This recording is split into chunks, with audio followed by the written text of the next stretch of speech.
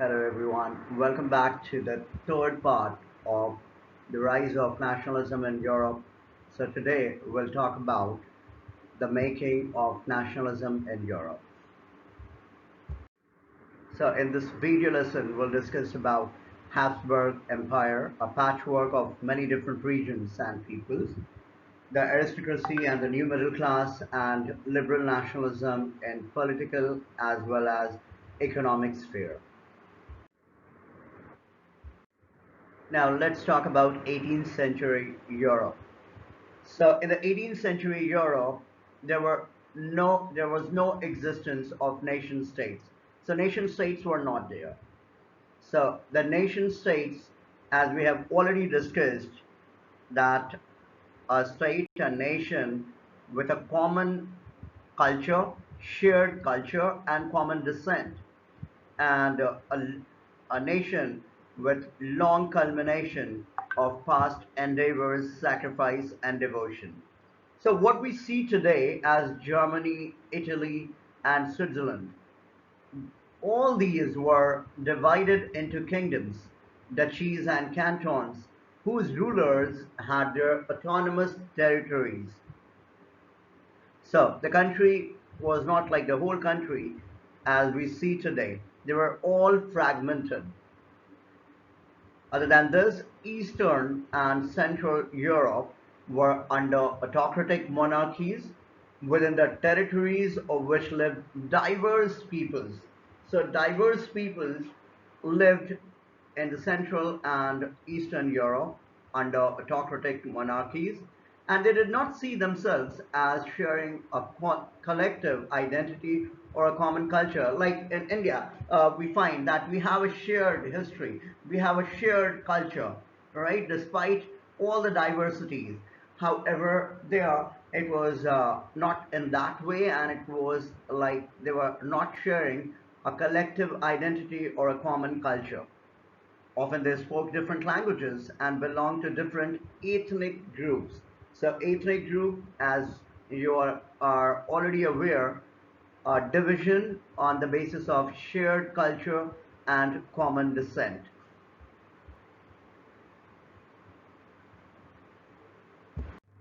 Now, look at the map here, and this map is the map of Europe, and here we will talk about Habsburg Empire. And you see this region here, and this region is the Habsburg Empire at the center of Europe you see here. And you see the locations like Bohemia, Austria, and this is Tyrol. So all these locations were uh, present here in the Habsburg Empire. And we'll discuss more about Habsburg Empire today. Now, as we have already observed the map on the previous slide, you can see here the discussion here, all the key points here that shows that the Habsburg Empire was a patchwork of many different regions and peoples. And it is true. And when we say patchwork, it means at one place different things are put together. However, they are not connected, right? And it was the true case in case of Habsburg Empire, where the peoples were different, the regions were different, and it included, I mean, the two things we have taken into consideration. One is the geography in terms of regions, and another peoples, the cultures, right? So it included the Alpine region, the Tyrol, Austria, and the Sudetenland, as well as Bohemia, where the aristocracy was predominantly German speaking. So that is an exception here. So we see the different provinces and territories here, Tyrol, Austria, and Sudetenland, and as well as Bohemia. And in Bohemia, the special thing that we find here, that the aristocrats were German speakers, which is quite uncommon, uh, and that is an exception, because when we get an idea about the aristocrats or the high class people, when we say aristocrat, so the royal people from royal family or the high class people, the upper class, the upper strata of society. So there were French speakers across Europe. However, we find here for Bohemia that there were German speakers. Other than this, in geography, we see in the regions, we see here that this Habsburg Empire included the Italian speaking provinces of Lombardy and Venetia. So these were Italian speaking provinces, however, under the Habsburg Empire. And if we talk about other territory, that is Hungary, so now it's a separate country today. So in Hungary, half of the population spoke Magyar, while the other half spoke a variety of dialects. Dialects means the local spoken language, language of a particular region. So 50% people spoke Magyar, the language Magyar in Hungary, and the remaining spoke different dialects. Another important point here that is for Galicia. In Galicia also, there is an exception that the aristocracy spoke Polish.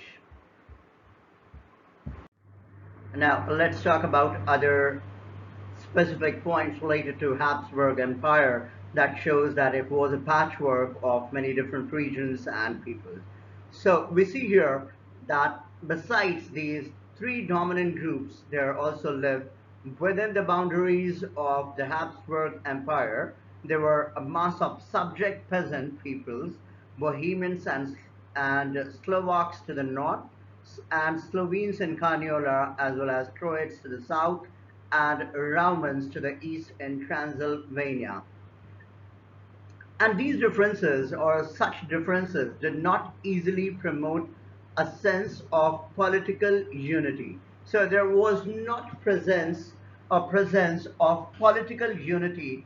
The only tie or the only connectedness was uh, that was binding all these diverse groups, all these diverse regions, and the different regions who did not share a common culture even. They were just attached because of the common allegiance to the emperor and the Habsburg emperor I'm talking about. Now, after talking about the Habsburg Empire as a patchwork of different regions and peoples, how did nationalism and the idea of the nation state emerge thereafter? Because, in a deep rooted manner, the most important topic here is the emergence of nationalism. So, nationalism and the idea of the nation state emerged within the culturally and regionally diverse groups of Europe. So as we have already discussed that the first clear expression was in France and thereafter nationalism emerged. So the nationalism emerged among the diverse groups, the regionally diverse groups. And a very important point here is that due to industrialization and transformation of society, industrialization brought several changes and that transformed the society across Europe. And the most important phenomenon here or the event was the emergence of middle class, and these middle class consisting of businessmen, working professionals, industrialists, laborers, and working class people. And specifically, they were termed as new middle class. The next point here regarding the emergence of nation state and nationalism is that industrialization began in England in second half of the 18th century. And in the previous chapter about industrialization we have talked a lot about it, but in France and German states it occurred only during 19th century. In its wake new social groups came into being.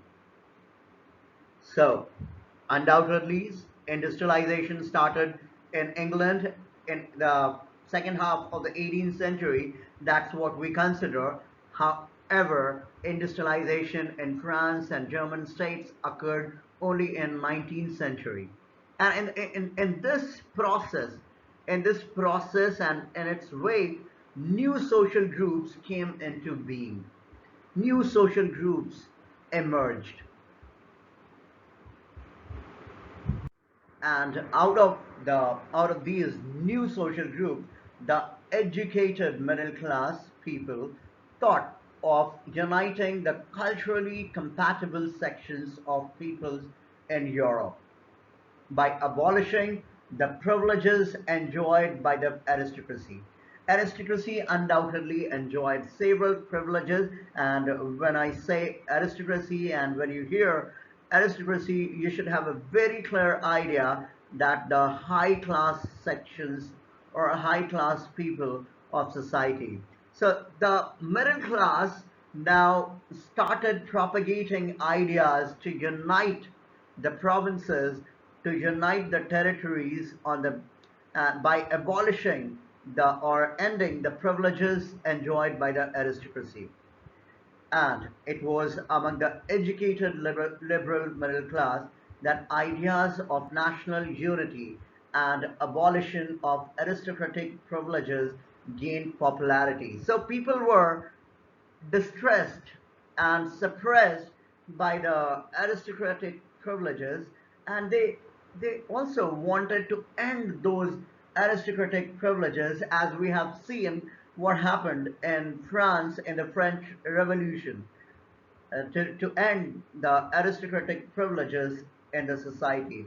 And these middle class, the educated liberal middle class, gave the idea of national unity, and they encouraged people to go for national unification, to go for connected nation state, and eventually this led to nationalism and emergence of the idea of the nation state. So very clearly you understand the key points we can sum up here, like the beginning of industrialization and thereafter the emergence of new social classes, and out of the social classes the new middle class that emerged, they started propagating ideas and started making people aware about nationalism and encourage the ideas of national unity, and eventually nationalism emerged and the idea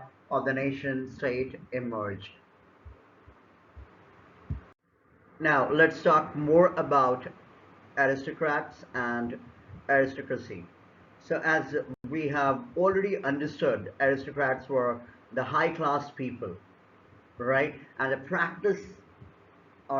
practices adopted by the aristocrats considered as aristocracy. The whole practice, the way that aristocrats followed, called aristocracy. So very quickly, we understand here, this is something which is quite common. We all understand that aristocrats as were high class people. So the landed aristocracy, they were quite rich, so socially as well as politically. They were the dominant class on the continent across Europe. And the members of this class were united, whether we consider were united by a common way of life that cut across regional division. It means very simply, whichever region aristocrats lived, they had particular lifestyle, a lavish lifestyle, a different way of life, isn't it? So, I mean, if we talk about aristocrats of Germany or aristocrats of France, all have these commonness that they led a luxurious life, luxury and lavish life. So they owned estates in the countryside, in the villages, and also townhouses. This is something which is quite evident and quite common. They were extremely rich, so of course it was there that they held vast estates, means land area. And other important point here that we have discussed earlier as well, that the aristocrats across Europe, and we are talking all about Europe, so across Europe spoke French. So French considered as a high class sophisticated language. And of course, if someone would be aristocrat, would be sophisticated, would present himself or themselves in a special, peculiar manner. Now, other than this, if we talk about nuclear relationship or marriage relationship or the wedding ties, so these wedding ties were between aristocrats. Aristocrats used to marry with aristocrats. And now, this powerful aristocracy was, however, numerically a small group. So this is something which is quite clear. Like aristocrats were limited in numbers. The common people are more, of course, anywhere. High class people, the numbers are less. Now, the next topic is liberal nationalism, the next ideology. As I said in the beginning of this chapter, that the chapter is completely based on ideologies. And this is the next ideology that emerged, which is liberal nationalism or liberalism. So, liberal nationalism or liberalism, at first, we'll talk about its etymology. Etymology here means from where the word originated. So, liberalism is derived from the word liber, means free, that shows freedom, that talks about freedom. And liberalism is a political or moral philosophy or ideology. As you all know, whenever we find ISM suffix, so that is an ideology. So it's a political or and moral philosophy or ideology based on liberty, consent of the governed, and equality before the law. These are some important key points related to liberalism. So based on liberty, consent of the governed, consent of the people, and equality before the law, that everyone is equal before law, or everyone should be equal before law. So these ideas propagated by the liberals. So it meant differently to different people. It is interpreted mostly in political and economic sphere. Okay, so that we'll discuss further. So liberal nationalism, in other words, we can say is a form of nationalism identified by political philosophers who believe in an inclusive form of nationalism. When we say inclusive, that includes several different people together or several different ideas together. So it's an inclusive form of nationalism that adheres to traditional liberal values of freedom, tolerance, equality, and individual rights. So all these key points are important here. So liberal nationalism, a political philosophy or ideology, which is a form of nationalism, which believes in an inclusive form of nationalism and adheres to the traditional values of freedom, tolerance, equality, and individual rights. Now, as we discussed on the previous slide, that liberal nationalism or liberalism is understood broadly under two spheres, in the political aspect or political sphere and in the economic sphere.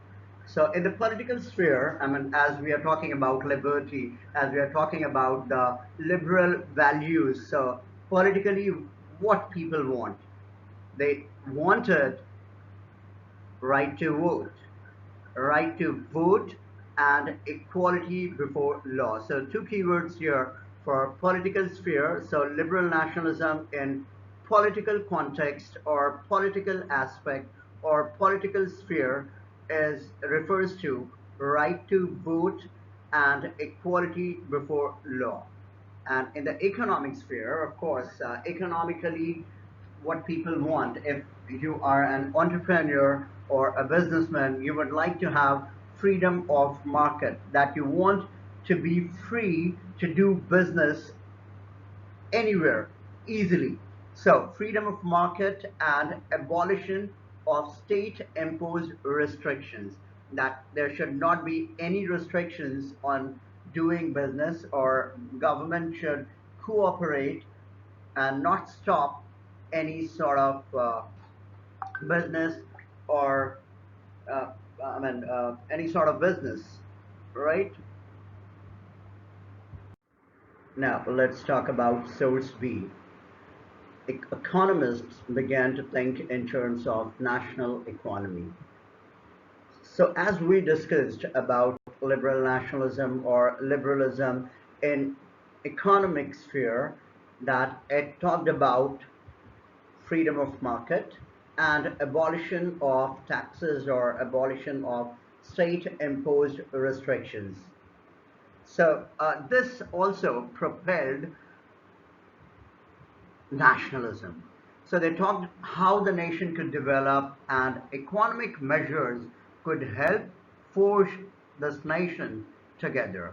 So economic measures can put countries together, different territories together, and form a nation. And in this regard, an important statement here given by Frederick List, who was professor of economics at the University of Tübingen in Germany. He wrote in 1834, very important date here because we'll discuss more about it. So, wrote in 1834 that the aim of the Zollverein is to bind the Germans economically into a nation. It will strengthen the nation materially as much by protecting its interest externally as by stimulating its internal productivity.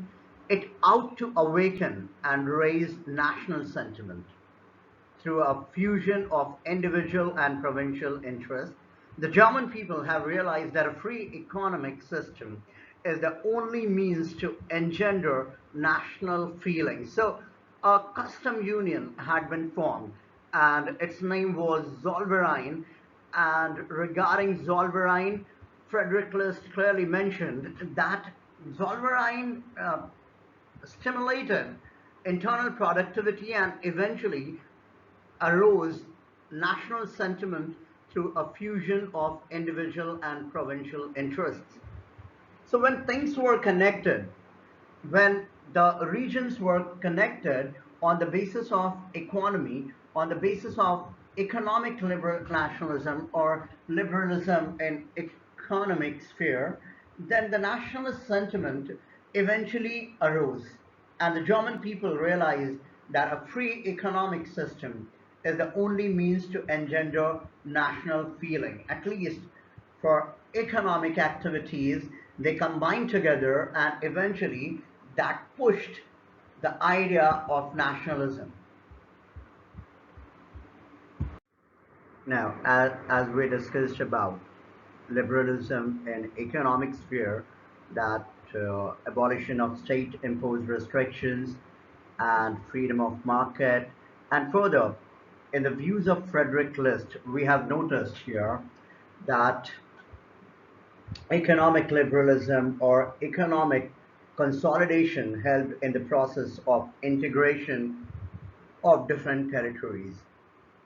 Here, we'll discuss an example, and that tells about the situation of German speaking regions in the first half of 19th century and what changes happened further.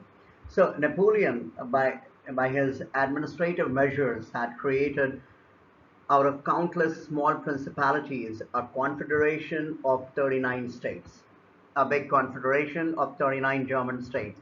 And each of these possessed its own currency and weights and measures.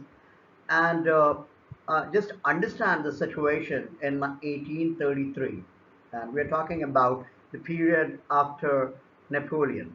So, a merchant traveling in 1833 from Hamburg to Nuremberg to sell his goods would have had to pass through 11 customs barriers. So you can imagine so how much taxes had to pay and pay a customs duty here, tax, so customs duty of about 5% at each one of them. So you can imagine to what extent taxes had to be paid in order to trade.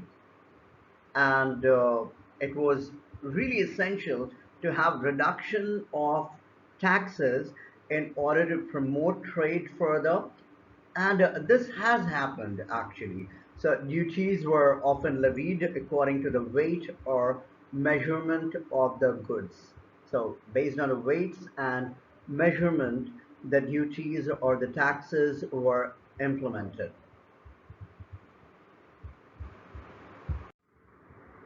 Now, look the same on this map, observe it. So we can see here Hamburg, right? Hamburg, and from Hamburg to Nuremberg, right? Do you see here? So from Hamburg to Nuremberg, if a merchant had to move, as we have discussed on the previous slide, so 11 custom barriers had to be crossed. And as for the liberal nationalism or liberalism, it talked about removal of such custom barriers. Now, moreover, what we see as each region had its own system of weights and measures, this involved time consuming calculation. As we discussed, based on weights and measures, the taxes were calculated. Here is an example for the measure of cloth. For example, was the L? Very important question here. So L was the unit, right? And that was used for the measurement of cloth, which in each region stood for a different length. And you can see the length, the value was different in different regions. So an L of textile material bought in Frankfurt would get you 54.7 centimeters of cloth. In Mainz, 55.1 centimeters. In Nuremberg, 65.6 centimeter, and in Freiburg, 53.5 centimeter. So you can see here that the value of the same unit, that is L, is different at different location. And such conditions were quite confusing, and these were viewed as obstacles to economic exchange and growth by new commercial classes who emerged, who argued for the creation of a unified economic territory allowing the unhindered movement of goods, people, and capital. So that was the idea of today's globalization, what we call as globalization. So that idea we find here, right? So it was demanded to unify the things and reduce the barriers, or an economic territory should be established so that there should be unhindered and there should not be any restrictions on movement of goods, people, and capital. So those were undoubtedly hindrance, obstacles. And those obstacles were actually removed further, and a custom union was created, and that was named as Zollverein. You see here. So Zollverein had been set up in 1834. A customs union or Zollverein was formed at the initiative of Prussia and joined by most of the German states. Most of the German states joined this custom union. And as it is very important to understand here that Prussia, whenever we talk about Prussia, erstwhile Germany. So the major reason, major regions, where you see Kingdom of Prussia, right? So these were later included in the Germany. So Prussia was the real Germany, I mean, further including other parts or the German speaking.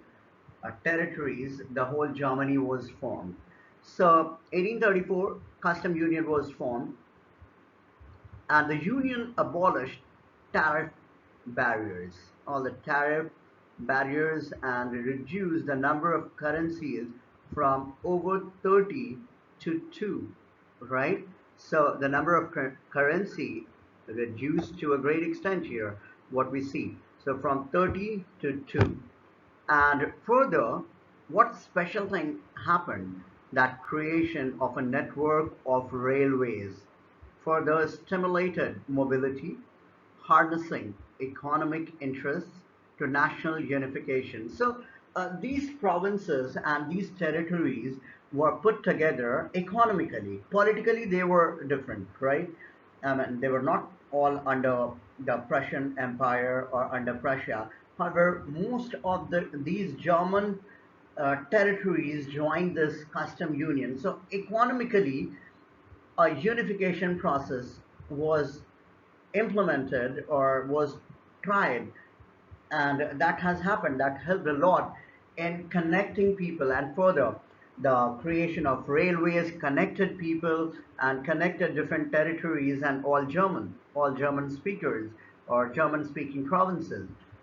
And thus, very importantly here, a wave of economic nationalism strengthened the wider nationalist sentiment growing at that time. So this wave of economic nationalism created the foundation for nationalism or formation of nation state or unification further. So that is all about it. Now these are the assignment questions based on what we discussed today in this video lesson. So I hope you can easily answer all these questions based on the content in the video lesson as well as the discussion in the video lesson. Thank you for watching and have a wonderful day ahead. Thank you. Bye-bye.